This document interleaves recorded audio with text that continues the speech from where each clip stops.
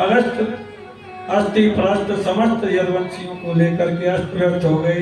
जो भी 2-4 बचे थे महाराज उनको गोविंद ले गए। 99 लाख से ज्यादा यदुवंशी वहीं पर लड़ लड़ करके समाप्त हो गए।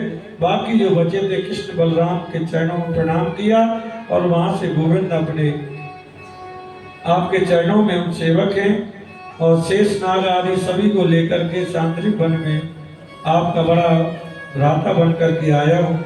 दूसरे ही पल में गोविंद बलराम शेष रूप में धारण करके क्षीर सागर में चले गए और लोहे के मूसल को जो पीस करके समुद्र में फेंका था उसकी एक कील बच गई थी महाराज। वो कील मछली निकल गई। मछली को मार करके एक बहेलिये ने ले लिया और उसने उस कील को अपने बाण पर सजा दिया। मेरे गोविंद प्रभात क्षेत्र में पीपल के वृक्ष के नीचे दाहिनी जंघा पर बाएं पैर को रख करके अर्धशयन अवस्था में लेटे हुए हैं। बहेलिये ने दूर से चमकते हुए गोविंद के तलुए को देखा, मानो हिरण की आंख है क्या, और बाण चला दिया। दौड़ता हुआ आया, आकर के देखा, हे भगवान ये मैंने क्या कर दिया। कि मां भोजम त्वे मिष्टाम कामे कृतो हि मे यादम त्वायति स्वर्गम सकृताम पदा।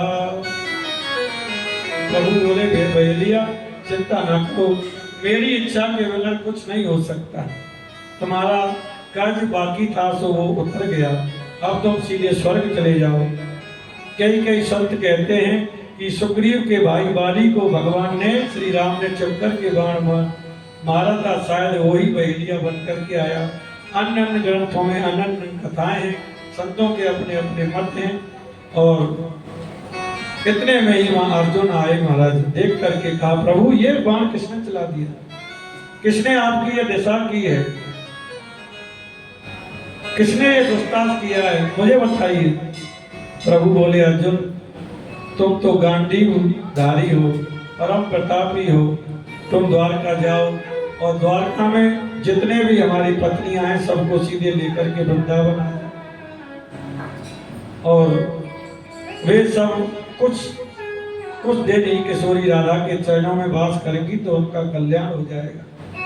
अर्जुन महाराज रोते रोते गए, द्वारका से कृष्ण पत्नियों को लेकर के आए। रास्ते में मेरे गोविंद ने बहेलिये के रूप धारण करके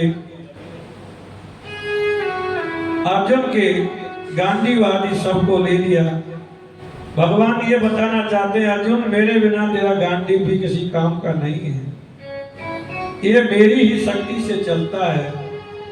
इतने में ही दारुण नाम का सारथी आया महाराज, जीवन भर मेरे गोविंद ने के रथ को चलाया, कमंडलू में जल लाया और कहा, हे द्वारकाधीश क्या हुआ, ये आपके चरणों में कैसे लगा।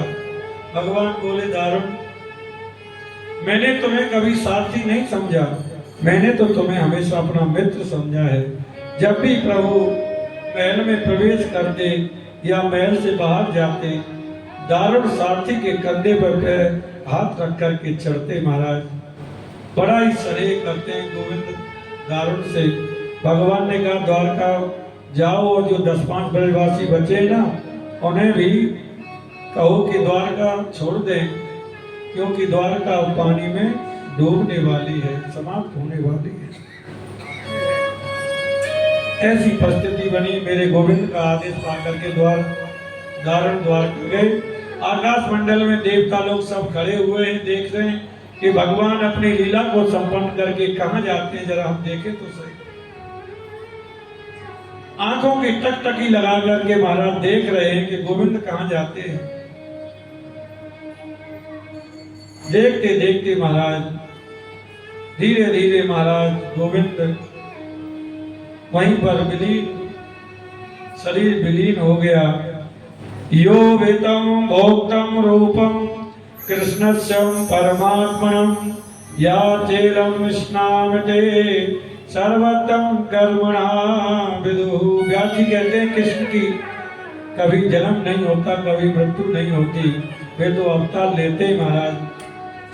अंतर ध्यान गोविंद धीरे धीरे दिखते दिखते दिखते अंतर ध्यान हो गए और देवताओं को दिखे नहीं, किधर चले गए। मेरे गोविंद अपने तेज को लेकर के श्री भागवत जी में प्रवेश कर गए और अलिक्षण रूप से श्री धाम वृंदावन में आज भी मेरे गोविंद रहते हैं। गोलोक धाम तो आज उनका धाम है ही, लेकिन जो प्रेम भक्ति जन है उन्हें प्रीतम प्रियाजू का दर्शन आज भी वृंदावन में होता है मेरे ठाकुर का। ये जन्म मृत्यु भागवत की थोड़ी है महाराज, ये तो हम जीवों का है। गोविंद भागवत रूपी अमृत को जो व्यक्ति सुनते हैं उनका जीवन कल्याणमय हो जाता है, पवित्र हो जाता है। आगे सुखदेव जी कहते हैं, राजन कलयुग में बड़े बड़े दुर्गुण होंगे, कोई सत्य नहीं बोलेगा। राजा ने पूछा कलयुग में दुर्गुण तो हैं, लेकिन कोई सद्गुण भी है? बोले हाँ, तीनों युगों से ज्यादा कलयुग में एक सद्गुण है कि कलयुग केवल नाम आधार, सुमेरे सुमेरे नर तेरे उपारा। कलयुग केवल नाम आधारा, सुमेरे सुमेरे उतरे आरा। कलयुग केवल नाम आधारा, कलयुग केवल नाम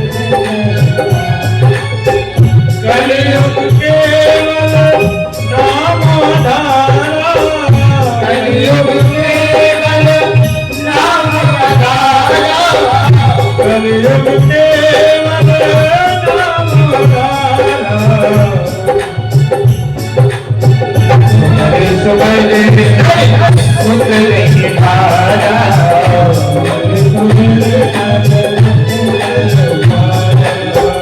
इनकी नहीं भावना कहती, इनकी नहीं भावना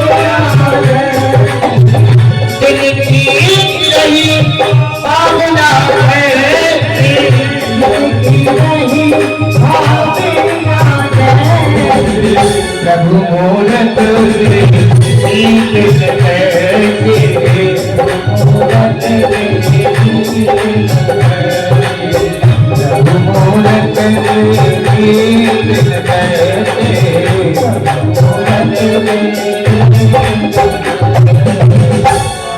कलयुग में एक ही सद्गुण है, बाकी युग में हजारों वर्षों तक तप करते थे, लेकिन कलयुग में केवल नाम आधार है।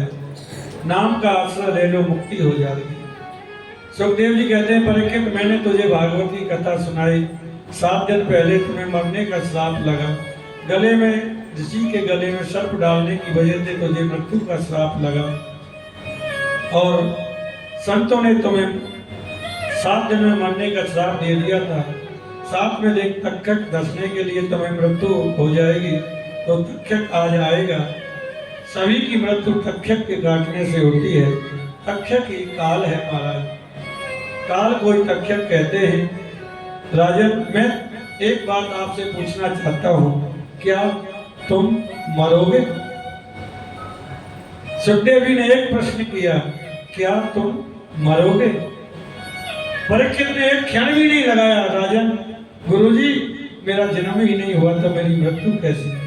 सुखदेव जी ने कहा बस अब तेरी मुक्ति होगी, मैं समझ गया, तेरा देह अभ्यास खत्म हो गया, देह के प्रति जो लगाव था वो समाप्त हो गया, तेरी मुक्ति होगी। तक्षक तेरा कुछ नहीं बिगाड़ सकता। महाराज जन्मे जने यज्ञ किया, तक्षक आया, बड़े बड़े प्रयास किए उसे रोकने के लिए, लेकिन सूक्ष्म फूल में बैठ करके सूक्ष्म रूप से आया और परीक्षित के शरीर को डस लिया। महाराज देह समाप्त हो गया।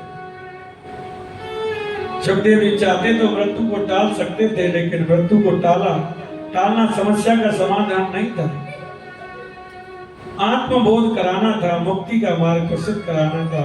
सुखदेव जी महाराज खड़े हो गए इतने में, और राजा परीक्षित ने श्री सुखदेव जी का पूजन किया, और वहां से राजा परीक्षित ने कहा आज मैं धन्य हो गया गोविंद, आपने इतनी बड़ी कृपा की, मेरे जीवन को धन्य बना दिया।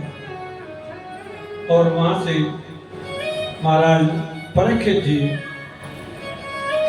समाधि में बैठे और उनके पुत्र ने बड़ी बड़ी सुरक्षाएं की थी, लेकिन काल तो काल है, वो तो शरीर को डसने वाला ही है कि आरे संसारे विषयान गल किल्या खिड़ा धर्म क्रिया पिवता सुख गात वेयति जना। संसार असार है, इसमें कोई सार नहीं है। सार तो केवल गोविंद के नाम में है, श्रीमद् भागवत में है। परीक्षित इसके प्रमाण हैं कि उन्होंने 7 दिन में भागवत की कथा से आदमी मुक्ति होती है, लेकिन श्रवण के भेद से ही कथा के फल में भेद हो जाता है। आज भी कथा से जीव मुक्त हो जाता है, लेकिन अस्तिक मुनि ने आकर के सर्प यज्ञ को बीच में रोक दिया। बेटा, हिंसा के बदले हिंसा मत करो, गोविंद के कीर्तन को करो। उनके मन में परम आनंद मिला और सत्संग में लीन हो गए महाराज। सोनका दिया 88,000 सूर्यों से पूछ रहे हैं, ऋषियों, मार्कंडेय मुनि ने ये प्रलय का दृश्य देखा, ऐसा हम सुनते हैं, परंतु मार्कंडेय मुनि तो हमारे समकालीन संत हैं। हमारे समय के में तो अभी प्रलय हुआ ही नहीं, उन्होंने प्रलय कितनी बार देख चुके हैं। मार्कंडेय ऋषि ने कितनी बार प्रलय देख लिए। सूर्य जी बोले, मार्कंडेय ने तो जो प्रलय देखा वो माया का प्रलय था, परमात्मा ने उन्हें माया का प्रलय दिखाया। सारी दुनिया जल मग्न हो गई। मार्कंडेय जी पानी के ऊपर डूबने लगे, कभी ऊपर कभी नीचे, कभी ऊपर कभी नीचे। तब उन्होंने उस विशाल जलाशय को, एक वट वृक्ष को देखा कि करार विंदे पदार विंदम मुखार विंदे विनिवेशयन्तम वटस्य पत्रा पटुले शयानम बालम मुकंदम मनसा सम्रामी। करार विंद के चरणों में अंगुष्ठ मुंह में दिए हुए वट वृक्ष के नीचे पत्ते के ऊपर शयन करने वाले गोविंद को हम प्रणाम करते हैं। गोविंद के मुखारविंद को खोल करके आकर्षण करके मार्कंडेय जी उनके मुख में होकर के उधर में चले गए, गर्म में चले गए। गर्म में जाकर के सारी दुनिया को देखा। भगवान ने जोर से श्वास बाहर किया तो बाहर पानी में गिर गए। मार्कंडेय जी बोले, मुझे प्रलय नहीं देखना, मुझे तो भक्ति चाहिए। भगवान शिव ने भी उन्हें भक्ति का वरदान दिया। आइए, बस 5 मिनट की कथा है। जिन व्यक्तियों ने 7 दिन बैठ करके भागवत कथा नहीं सुनी, वो भागवत का सार और फिर आरती और फिर भागवत जी का भोग विश्राम। आचार्य सुखदेव जी कहते हैं, परीक्षित, भागवत जी के 10 लक्षण है। सर्ग, विसर्ग, स्थान, पोषण, उत्तम, मनवंतर कथा, ईश्वर कथा, निरोध कथा, मुक्ति कथा, आश्रय। 10 लक्षण है भागवत जी के। पहले स्कंद में हमने सुखदेव परीक्षित के जन्म के प्रसंग को सुना, कुंती चरित्र, भीष्म कथा, भीष्म महाराज की स्तुति, परीक्षित महाराज को सुखदेव जी का आगमन आदि का वर्णन सुना। दूसरे स्कंद में संदो मुक्ति, क्रम मुक्ति का वर्णन किया, ब्रह्मा की उत्पत्ति, चतुर श्लोकी भागवत। तीसरे स्कंद में महाराज विदुर मैत्रेय संवाद, कपिल देवहूति संवाद, हिरण्यकश्यप का वध का वर्णन। चौथे स्कंद में सती चरित्र, ध्रुव चरित्र, ध्रुव जी के वंश का निरूपण। 5वें स्कंद में प्रियव्रत चरित्र, आग्नेय चरित्र, नाभि चरित्र, जड़ व्रत की कथा और जड़ भरत रहुगण आदि के संवाद का वर्णन। भूगोल भूगोल का वर्णन, 28 प्रकार के नरकों की कथा। छठे स्कंद में सर्वप्रथम हमने अजामिल उपाख्यान, गुरु हत्या का परिणाम, मत गणों की उत्पत्ति। 7वें स्कंद में पहला चरित्र, नरसिंह भगवान की कथा। 8वें स्कंद में महाराज गजेंद्र उपाख्यान, समुद्र मंथन, वामन भगवान की कथा, मनवंतर कथा। 9वें स्कंद में सूर्यवंश और रामचंद्र वंश का निरूपण। 10वें स्कंद में महाराज प्रभु श्री कृष्ण की बाल लीलाओं का विस्तार से निरूपण, गोकुल लीला, वृंदावन लीला आदि की कथा।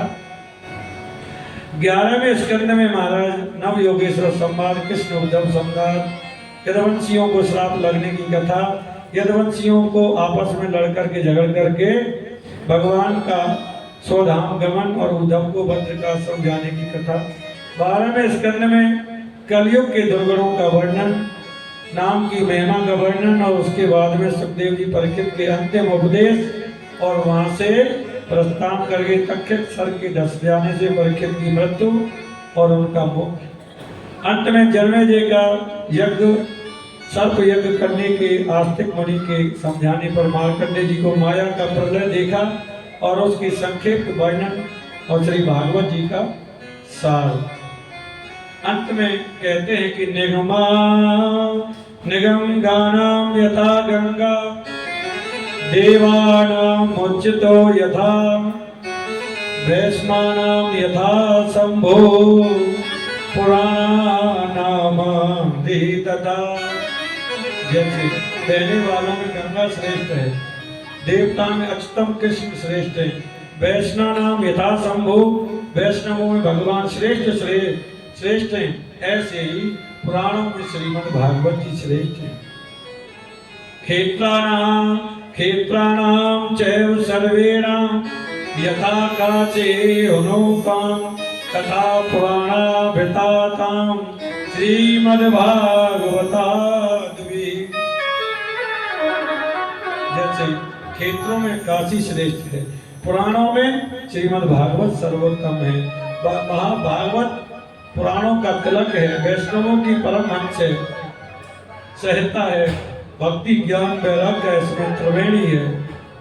जो इसमें अवगाहन करता है उसका जीवन धन्य हो जाता है और मुक्ति पा लेता है।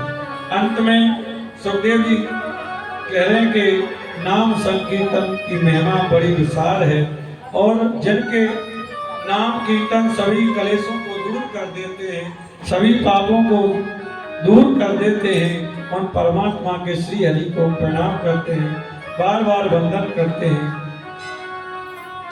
अंत श्लोक भागवत जी का, इसी में संपूर्ण भागवत जी का सार।